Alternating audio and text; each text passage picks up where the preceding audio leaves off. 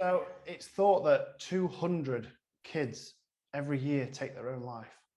That's some shocking statistics. And in this video podcast here, we talked to Steve Phillip, whose own son, age 34, tragically took his own life. And it's inspired him to create the Jordan Legacy.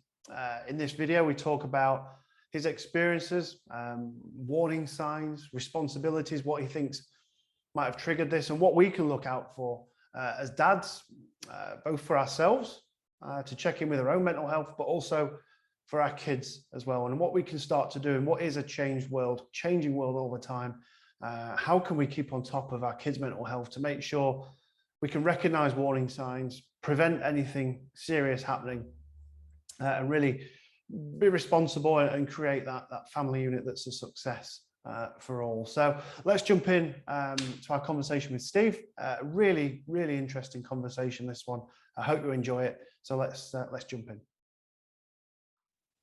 Hello and welcome along, or welcome back to the Dads in Business video podcast series, where we try and create conversation, safe space conversation, and support networks for busy dads to bring the best of themselves both to home and to work. And as part of that, we invite experts in the field of business, personal development, and topics that crop up and do appear in our real lives as dads, but sometimes get a bit either awkwardly spoken about or brushed under the carpet and ignored. And perhaps today is one of those super important topics that we don't talk about quite as much as we perhaps should.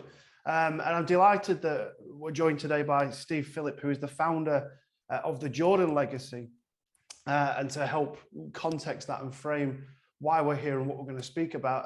Steve, if you wouldn't mind giving yourself a little introduction, please, and just saying hello to the group. Yeah, will do. And thank you, firstly, Rob, for inviting me along this morning to chat with you.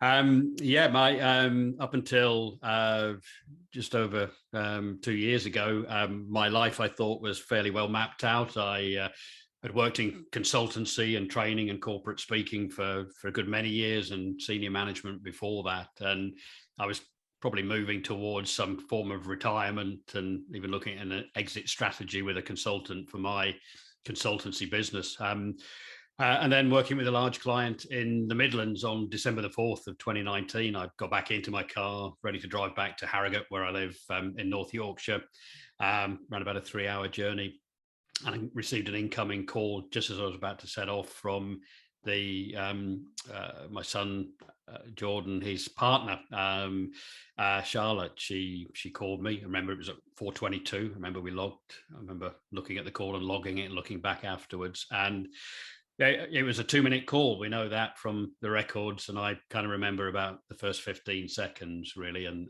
that was the moment where, in a really distressed state, she told me she'd come home to Jordan's house and discovered that he's taken his own life in the hallway of his house. And as you can imagine, at that moment, my life kind of changed completely. And the short story, which I know we'll probably expand on as we talk now, was that has led me to form an organization called the Jordan Legacy in 2020, which works particularly with communities and workplaces and other environments to look at what we can do to prevent as many suicides as possible. So yeah, that's kind of briefly my journey so far, really.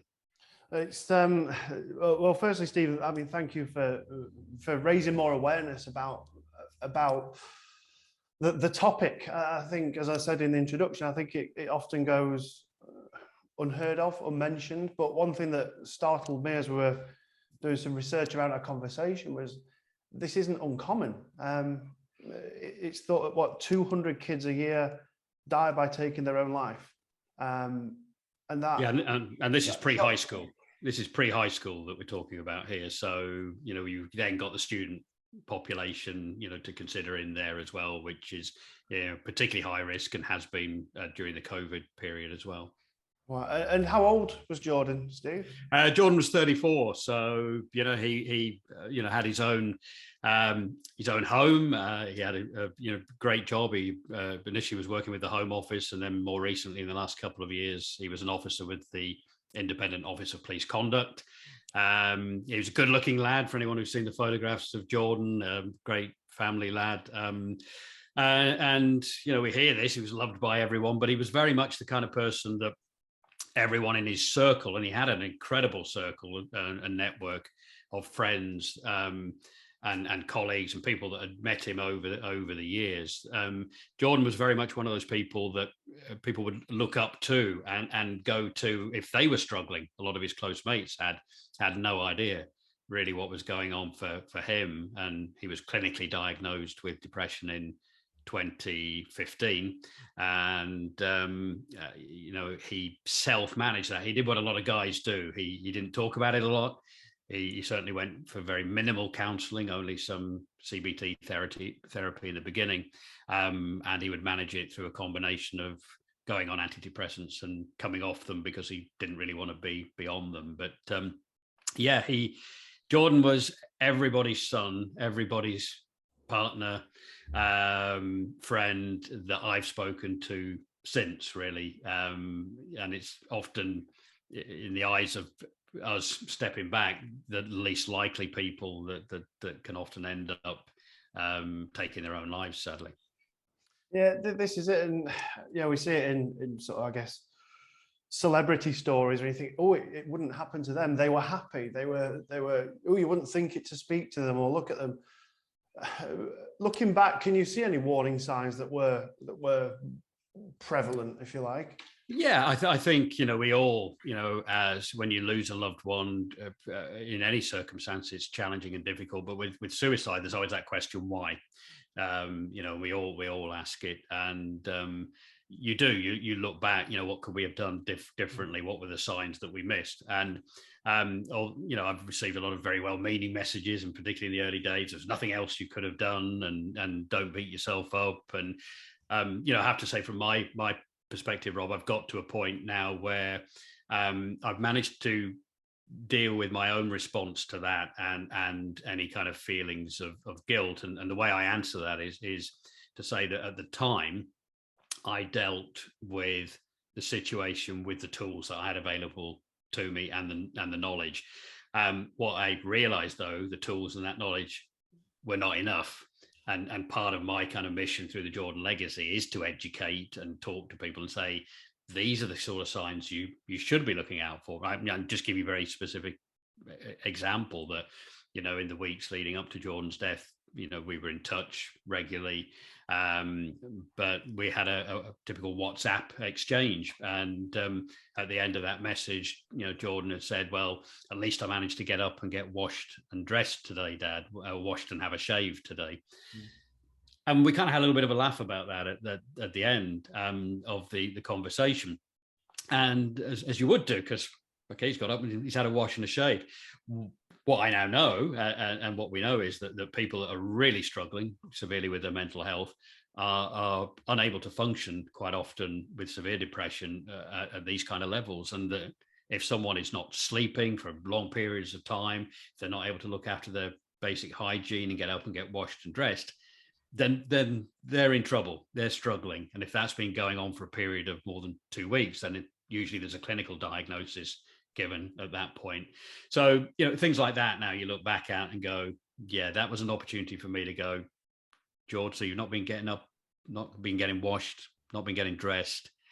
Maybe we should pop over, have a coffee, have a chat, and just see how you're doing. But we didn't. We got on with our day and our lives. And, I think sometimes until there's an absolute crisis, that's what a lot of us do. We kind of just get on with our lives and think, okay, well, he sounds okay. Let's kind of move on with our day. This is it. We wait till there's a crisis before we do anything about it. And I think this is, I guess, the Dads in Business project is there to try and create that conversation before crisis happens, if you like. We're by no means going down the same avenue that you are with the Jordan legacy, but when I first set up the Dads in Business project, there were things like, oh, we'll be fine. Oh, man up, just get on with it. You should do this, you should do that. And stigma and perception of what you should do plays a big part. And just to externally say, I'm fine, but internally you're not really handling that or dealing with that because there's nowhere to turn and talk. Everyone just assumes that you're all right and they laugh it off. That maybe it is time we start having more regular conversations like this that don't require crisis management. It just becomes more normalized, right? To have these conversations. Yeah, and I think, I know a lot of the talk today is around children specifically, but if we come back to men, typically, we're not good at having those more emotional driven types of conversations, and where women typically are, we know from experience, and their networks are different for women often in terms of what they talk about when they get together, and it's often centered around family and children, where without stereotyping too much, but I've heard it enough times now, guys will get together down the pub to talk about the football or whatever else is going on, and we're very cautious of opening up to anything else, really. So we need more avenues, certainly for men to open up, and young guys particularly. We know very sadly that suicide is the biggest killer of young men under the age of 35. So if you think about that for a moment, think of anyone that is 35 or younger. They are at more risk of dying by suicide than they are via a car accident, heart attack, diabetes, cancer, anything else. And that's quite a sobering statistic, to consider there. The worrying trend, of course, is now that we're starting to see, and somewhat COVID led as well, real increased levels of anxiety in young people, and we're talking children now, as well. And I think we've got to take that into consideration.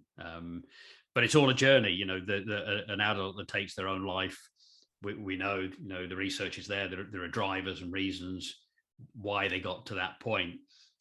Somebody made a comment the other day about somebody who took their life, saying it was an impulsive thing. It's very rarely impulsive, and the moment they choose to take their own life is probably because an opportunity presents itself right there, and you could argue that was the impulsive moment.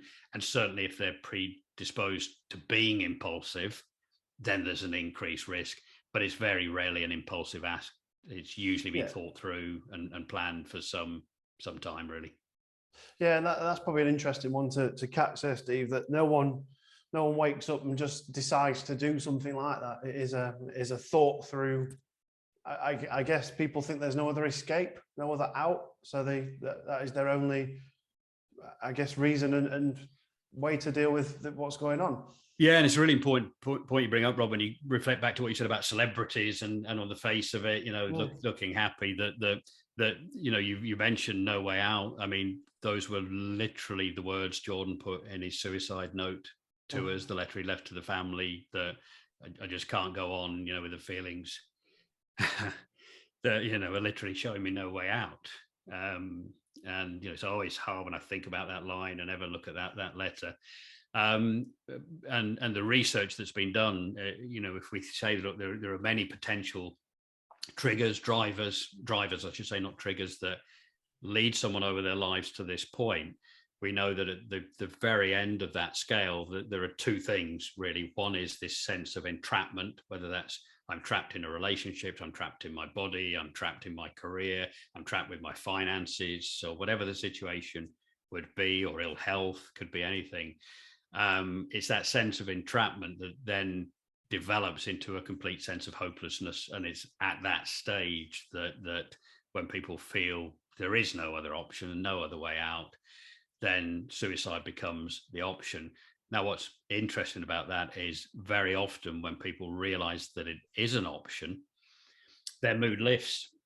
They actually become, on externally at least, and to a degree internally, happier, because all this pain that they've been struggling with, suddenly there's an option. And we've heard this many times, how, the person that took their own lives, they were out for a beer, we were having a laugh, it was, everything seemed fine. In fact, they were better than they'd been for some time. And that's a very typical pattern. Once someone realizes that is a genuine option for them. So just to clarify a bit on that then, so someone could be showing an outward perception of feeling a bit gloomy and a bit depressed, but then suddenly they get happier. Yeah. Without any specific reason. And that's really important point, Rob, you're bringing up here. Is it's one of the signs to look out for. Has someone who's been through that typical depressed period, suddenly their mood has lifted. And the important thing that you said was with no apparent reason. They're not just suddenly been on medication or something's happened. There's no real explanation why that mood should suddenly have got better. And that is a genuine sign to look out for. Right. Well, I mean, that's a new one for me, and I think that's it's an important point to raise. So thanks for bringing that up. And you mentioned about the prevalence of male suicide. My colleague on the Dads in Business project runs a charitable organisation called Men Up North, which started from one of his friends taking his own life. And I think he shares that it's 3 times more prevalent than it is in women. I think that's around the statistic. Yeah, it's absolutely 75% of all suicides are male. What's interesting though is that more women actually attempt suicide, and more women experience depression as well. Typically, although there's a shifting trend in this from what I understand from the research, is that one of the reasons why the actual number of suicide deaths, so fatal attempts, is that it's often the methods that men use are more violent than women, and that's why the numbers are like that. But yeah, important to recognize that we're talking a lot about men here, but more women will actually attempt suicide. And there's a point here then, and some of your work around the Jordan legacy, which I know you've got an event, and I'm sure there's more events to come that keep the conversation going, is around the data relating to young people's mental issues. Self-harm and suicide is one of the points lifted from your events agenda, if you like, with the question of how concerned should we be. So Steve, how concerned should we be about young people's mental issues? I think there's an important balance to strike here, is that statistically the numbers of suicides and the risk of you experiencing directly suicide in your life are small. It is a topic that needs to be talked about. It seems to be a topic that more people are talking about, but statistically you're still less likely to experience that situation. And in fact the numbers of suicides generally have taken a slight fall during the COVID period. So the data up until 2020 that we have has shown around about a 5% decline in suicides. There are all sorts of reasons for that, and going ahead there are definitely some risks that we need to be aware of there. But in terms of children, I think we do need to be concerned. But one of the reasons is that we are seeing an increased number of children presenting to mental health services. 1 in 4 children at the moment are presenting to NHS mental health services in this country. Towards the end of 2021, we saw a significant spike in the number of referrals of young people under the age of 20 for self-harm at A&E departments. So we've seen a real increase there. So I think we do need to be concerned. I think we need to be aware of just how much of an impact COVID and the lockdowns have had on young people as well. The not just the missed opportunities for education that's putting pressure on them, but the missed social interactions that took place, and potentially, for the young children, some of the fear that there might have been around COVID through the news, through discussion within families. We don't really know what was going on in the minds of a lot of much younger children who were being brought up in this rather scary world of everyone wearing a mask, and you can't go out and you can't socialize because you might get this virus. So I think we mustn't underestimate the impact that this will have had on the resilience of young people going forward. I agree, and I guess it's going to take quite a lot of years for that to flush out. From my own experience, I've got 3 boys at home. One's nearly 8, one's 5 and a bit, one's 3 and a bit. My youngest, he won't remember a time when people aren't masked up, when there's 24-hour news cycles of basically misery. And in the early days of the pandemic, it was, if you go out, you will get this virus and you will die. So we were very cautious about trying to not overfill their sensitive ears and eyes with what was horror stories ultimately. And I think this 24-hour news cycle really bugs me. and I guess you only see it if you have it on, yes. But you know, my oldest now, he's concerned about what's going on in Eastern Europe. I get up before him sometimes. I'll catch up on the headlines. He'll come down and he'll ask me to turn it off because he doesn't like seeing it. So at least he's aware to sort of ask that. But they're so overconsumed with stuff that what's triggering this 1 in 4 kids will be supported through mental health issues. Why is that? I think, again, it's all kinds of reasons. I think one of the things you've said is that children are under very different types of pressures than we were ever under. And I say we, there's definitely an age gap between us, Rob, but you know, different generations. We had our own issues and worries, and my parents were worried if I fall out of a tree, probably. You know, parents today are probably more worried, what's my kid looking at on their iPad or the PC. So, you know, it's different things there. But I think there are huge pressures.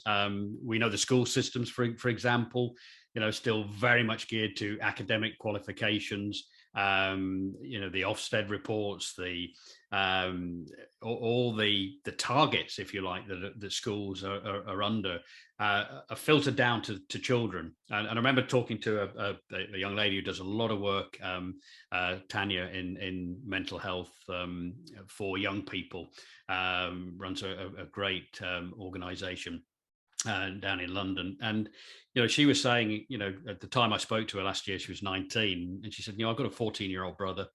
And she said, I worry about the pressures he's going through compared with what I did 5 years ago at his age. And she said, if you think about it, you know, there are all these targets and pressures within schools at the moment that are passed down to the children to perform and achieve their grades.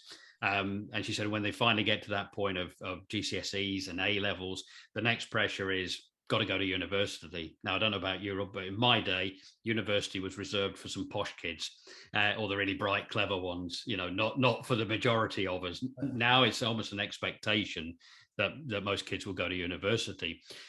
We know that they will take with them then and inherit a student debt that's going to live with them for some time. And, you know, one of the very sad things I remember was that, you know, one of the many communications I had to have following Jordan's death was with the people that manage Jordan's student loan. You know, when I shared the news with them, they immediately wrote it off. But there's a lad at 34 still with a student loan, you know, around his neck. The pressures now to get a job after you've been to university in a market where jobs are very competitive, to get a house. If you live somewhere like London now as a young person, you know, with the prices of houses there, you know, what are your hopes there? And if you add to all these kind of continual pressures, you've then got social media. And I don't want to just kind of knock social media here, because there's a lot of very positive stuff can happen on there. And I've experienced that myself, and there's some great stuff for kids out there. But what we're seeing is a world where we're continually making comparisons with others, with our peers. And a lot of this is around how we look and what we have. And this is the same for children, of course. We know there's aspects of cyberbullying and things like that, but we had bullying at school. You know, it was in a playground then, now it's gone online. But this constant need to compare myself. And, you know, I can relate this to, you know, coming back to Jordan for a moment, that you know, after his death, as we went back the many times we did to his home and had to sort out kind of belongings, we found boxes in the loft which contained journals that he'd written, just notebooks really, and periods of his life over the last 4 or 5 years. And it was really telling to read how he compared himself to others, or compared himself to what he felt he should have achieved. And there were so many entries about, I should have done this, I've not achieved this in my life, essentially looking at himself as a failure, where everybody externally saw him as the guy that had traveled to Asia on his own, gone to work in Dubai with his good friend in a law firm. He'd got his law degree. He'd got his lovely house. He'd got this job now, with the Home Office and then the IOPC, lovely girlfriend, kind of, his little Mini Cooper classic car in his driveway he inherited from his, an inheritance from his aunt. He had everything, from an outside perspective, but internally he was continually looking at what he hadn't achieved and the decisions he'd made in life. And these are things that have just built over periods of time. And the more that you dwell and the more you focus on these things, the more you feel trapped in this cycle, if you like. And this is why I think we're seeing particularly this age group around mid-30s and younger, where in the 20s they're still striving and still there's that bit of hope, but now getting to 30, should be probably having a family, should be doing this by now, don't feel I am. And that's where we've got the real issue. But yeah, so really, I think the important point here, coming back to your question about young people, we recently lost Desmond Tutu, didn't we? But there's a very famous quote that he talked about people drowning in a river, and he said, "We've got to stop just going in, pulling people out of the river who are drowning. We've got to go upstream and see why they're falling in the first place. And upstream for us is our children. It's what we're doing in our schools. It's what we're doing as parents to develop our children so that they become more emotionally aware and more, and I hate using this kind of cliched word, but more resilient in life. It's not just about academic qualifications and how good they are at sports. It is about, are they being equipped for a very different life than we kind of knew going back. And it's great listening to you, Steve. There's so much we can dive into from what you've just answered there. And your parents used to protect you from falling out of a tree. Mine probably worried about me getting home before dark from playing football on the field.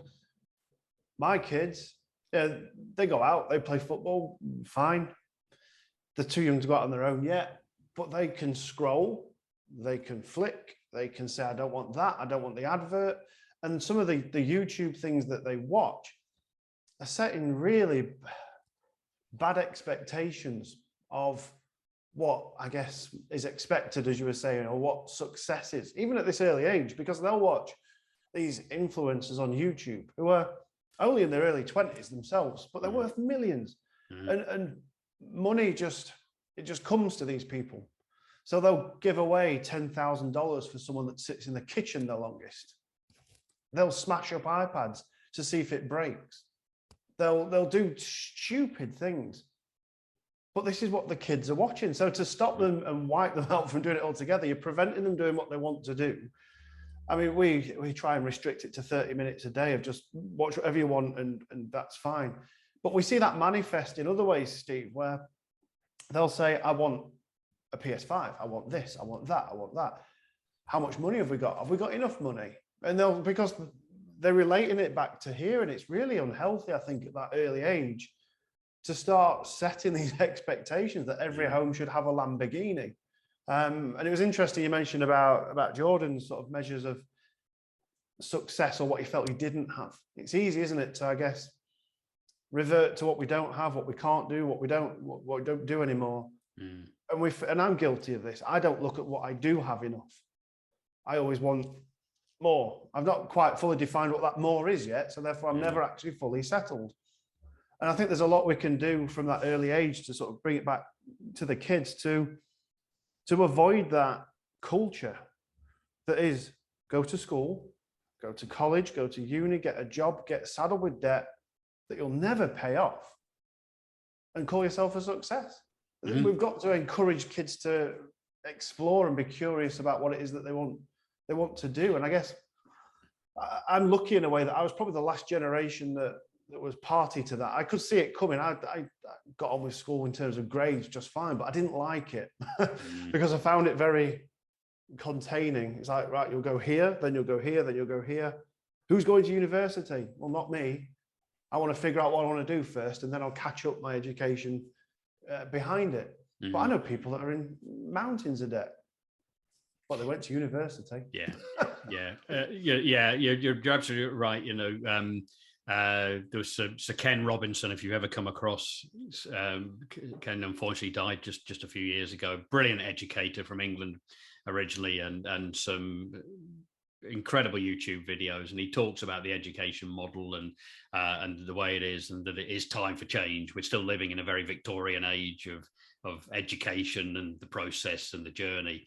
But I think, you know, if we focused half as much on, as parents and schools, on the emotional well-being and resilience of our children and equipping them for life, to be curious, to have those conversations, I think we'd be developing a much healthier generation. And I think that's what has to happen, Rob. I think we need these conversations. We need to challenge our kids in the right way. You know, they're watching these YouTube videos. You know, we need to be curious about what they're watching, rather than just say, you know, you shouldn't be watching this, or you shouldn't be watching, or that's rubbish. Just tell me, you know, tell me what is it about that YouTube video that kind of is appealing to you, or what do you see? What do you get from that? And you think, well, these are quite adult conversations in a way to have. But I think we need to be having more of these conversations at home, rather than just being busy parents and busy teachers, and just almost relieved that the kids are doing something while we get on with our busy lives, whatever that might be. The challenge is we don't really know what they're doing, you know, and what they're consuming and what they're thinking as they consume this information, and then talk about it with their, you know, friends on, you know, Snapchat or wherever it would be. I think we all have to just take more interest in our kids' general emotional well-being. There's a lot of work to do. There is a huge amount of work, but it needs a fundamental shift, I think.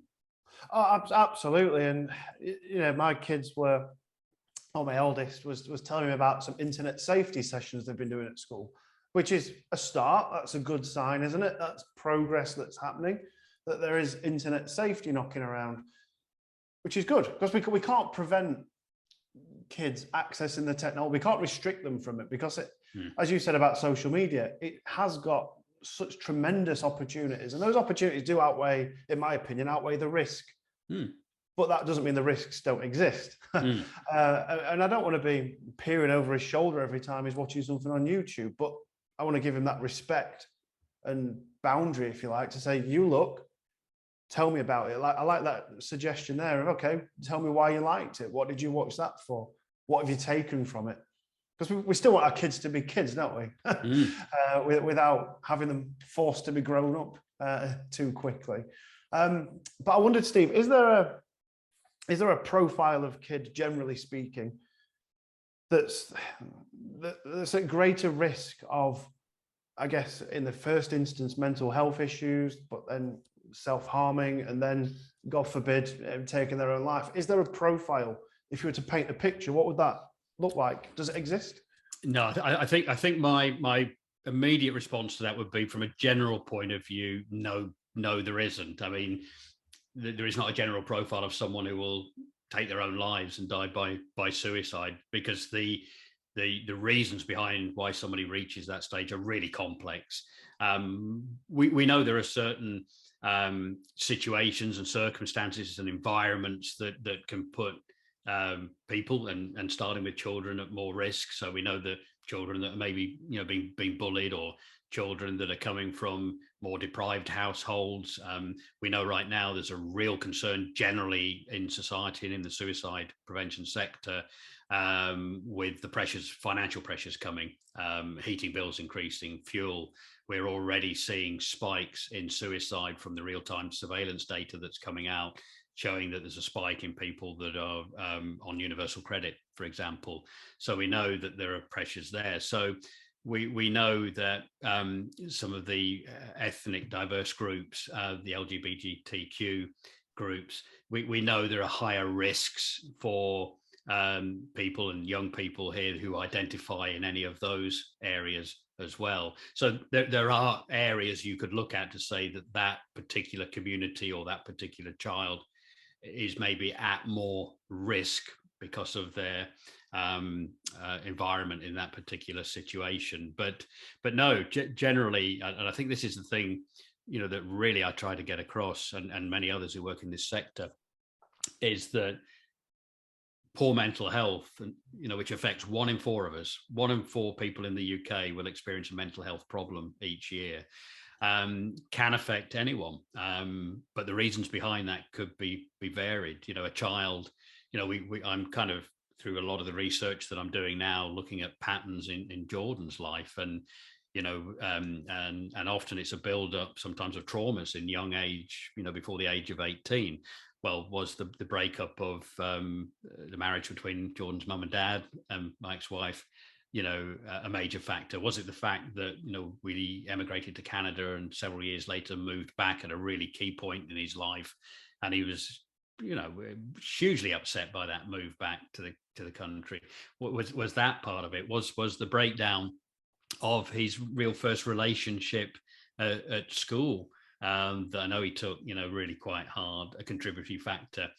I think the answer is, in isolation, probably not, but the culmination of these kind of events over time, to a lad that was generally quite a sensitive lad in lots of ways, undoubtedly would have built over time, these anxieties and fears and worries and detachment, or attachment disorders, in his life. So, you could look back and say these are potentially contributing factors.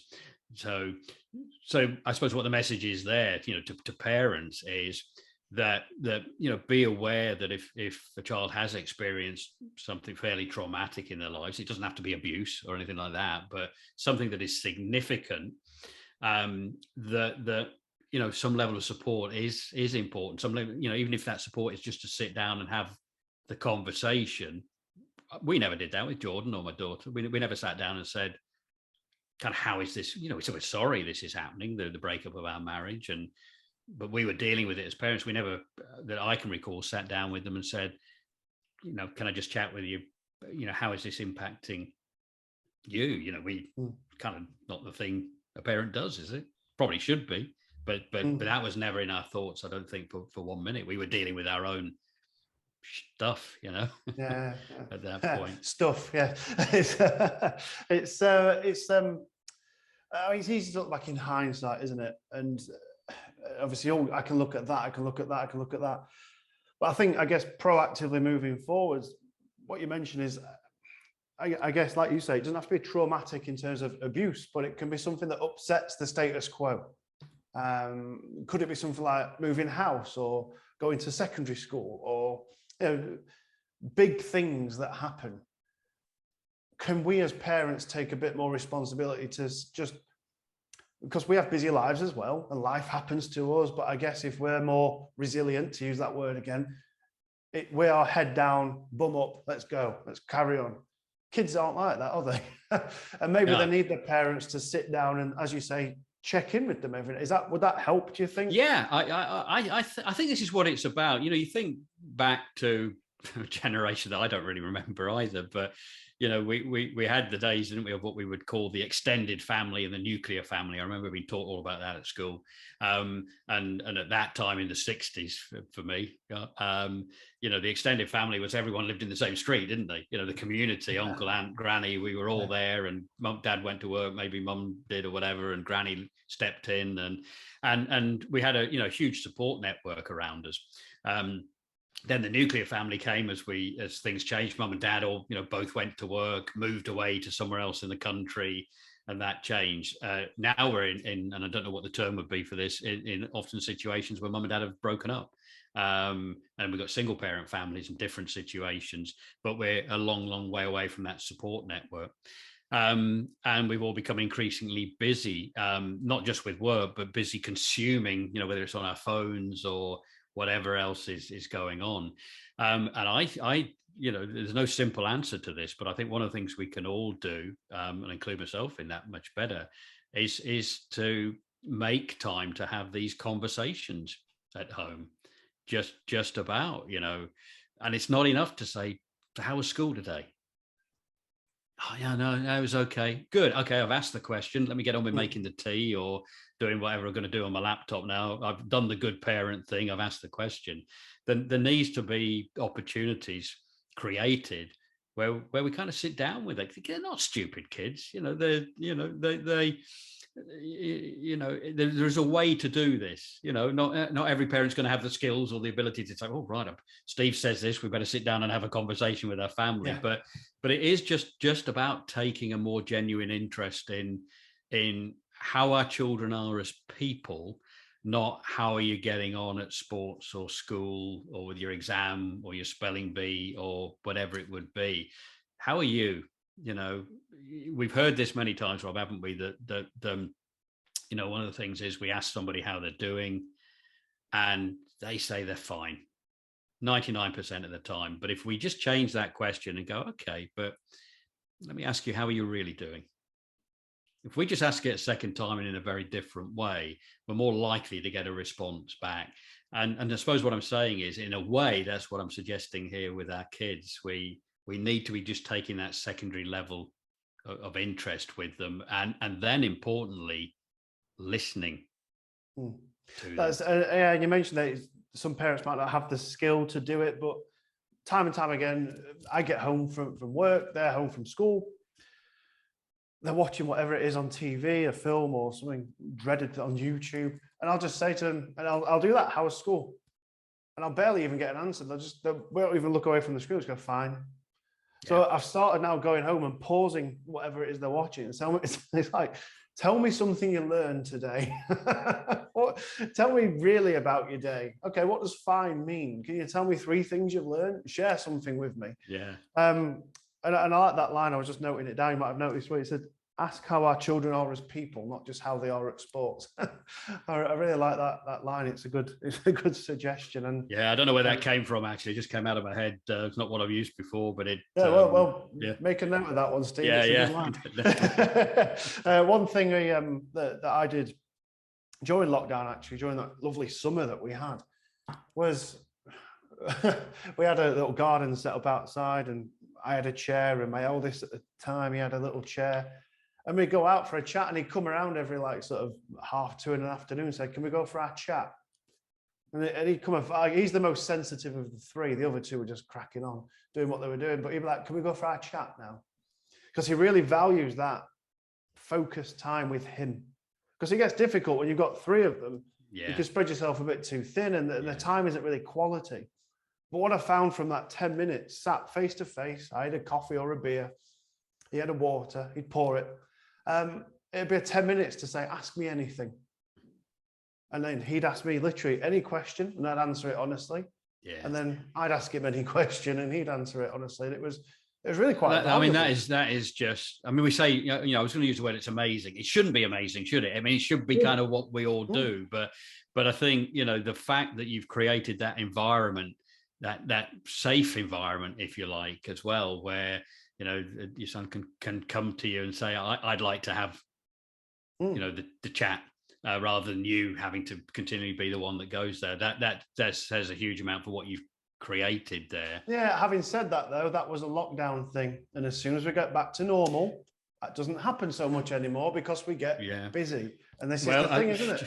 Just on that point, and I know we could probably sit here for about 2 or 3 hours, couldn't we, and talk about stuff that I mentioned before that we'd seen a slight decline in the number of suicides during the lockdown period, and a lot of the research and the evidence looking at why that might have been.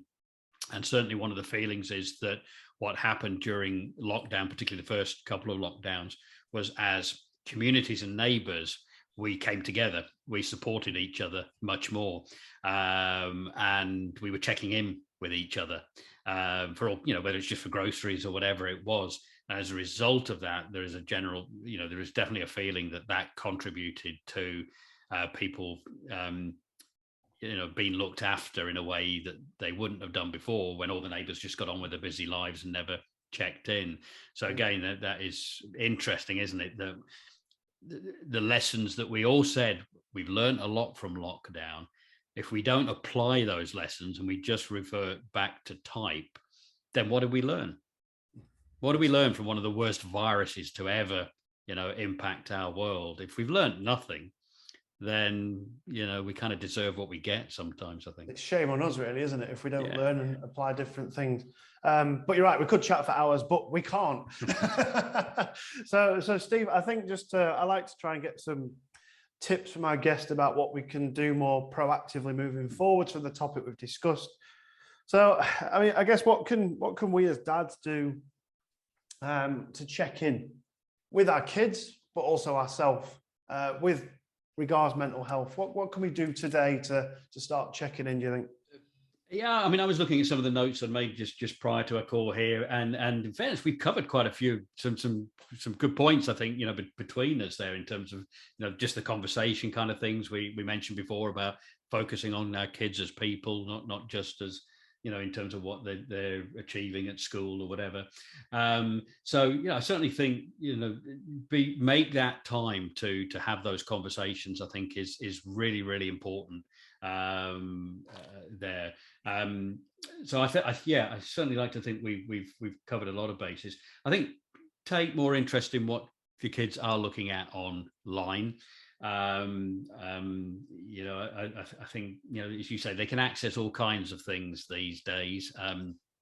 Take a genuine positive interest in what they're accessing and looking at, but also take a parental look at what they are. One of the great tips, I've been fortunate to meet some amazing people on my journey so far. And there's a wonderful young lady called Alice Hendy. I don't know if you've come across Alice, and Ripple Suicide Prevention. Now, very sadly, Alice lost her younger brother, Josh, to suicide. He was just 21 early last year. She comes from a technical and a digital background, and within months, having researched his internet history and found that he was researching methods of suicide, she has created Ripple Suicide Prevention. She's won all kinds of awards, been to Downing Street. It's a really simple tool. It can be downloaded for free by parents. It can be downloaded by schools for free. Businesses pay a small premium to help fund it. But essentially, if you imagine what happens right now, if a child or anyone types into Google, I'm looking for ways to kill myself, without putting too fine a point on it, you will be presented with ways to kill yourself.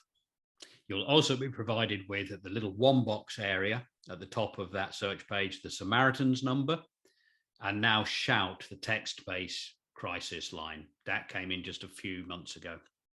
Other than that, you'll get what you ask for.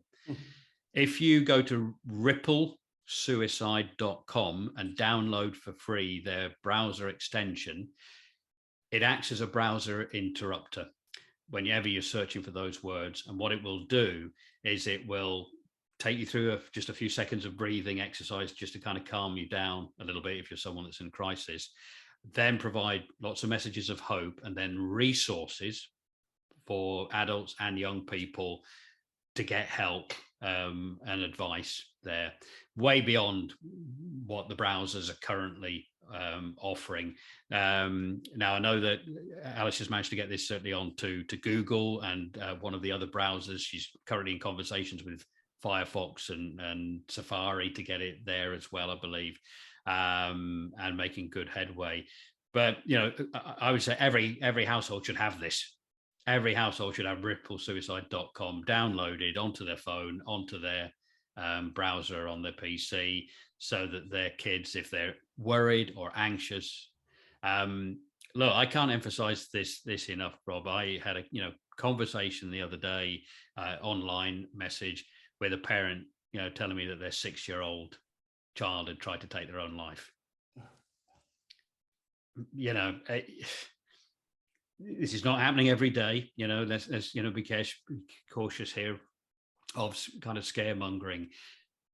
But there are young children today considering this as an option, and who are anxious, and we've got to do whatever we can do. And a tool like that, really simple, practical action we can put in place just to help safeguard.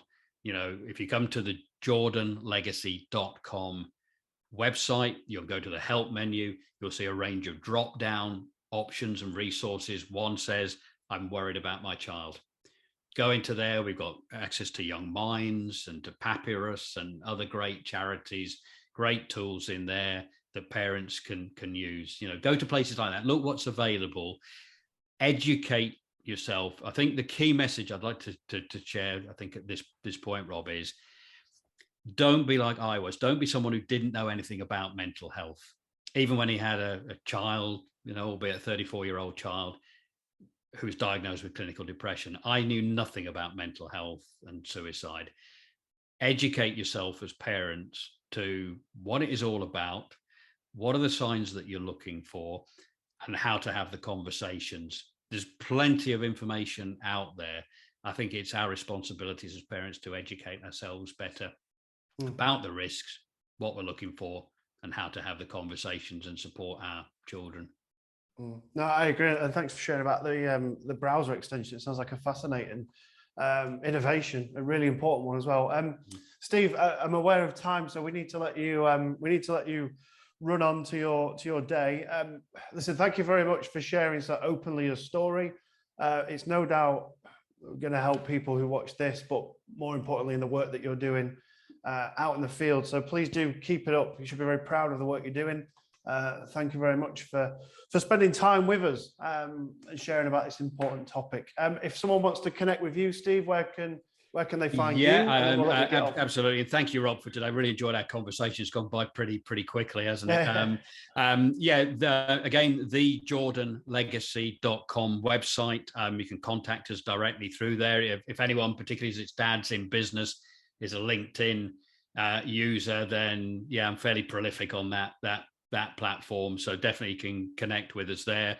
And just a final point, and you may well share this in your notes, and I'll send you the link, Rob, but if anyone is really interested in this subject of mental health and suicide prevention in young people and children, on March the 29th, we're running a live Zoom panel discussion with a number of experts, including the likes of Johnny Benjamin, MBE, on the panel. We currently have almost 400 people registered to attend this event. I've got a maximum capacity of 500, and we still have a couple of weeks to go. But it's a free event. It's March the 29th, 11 a.m. till 1 p.m.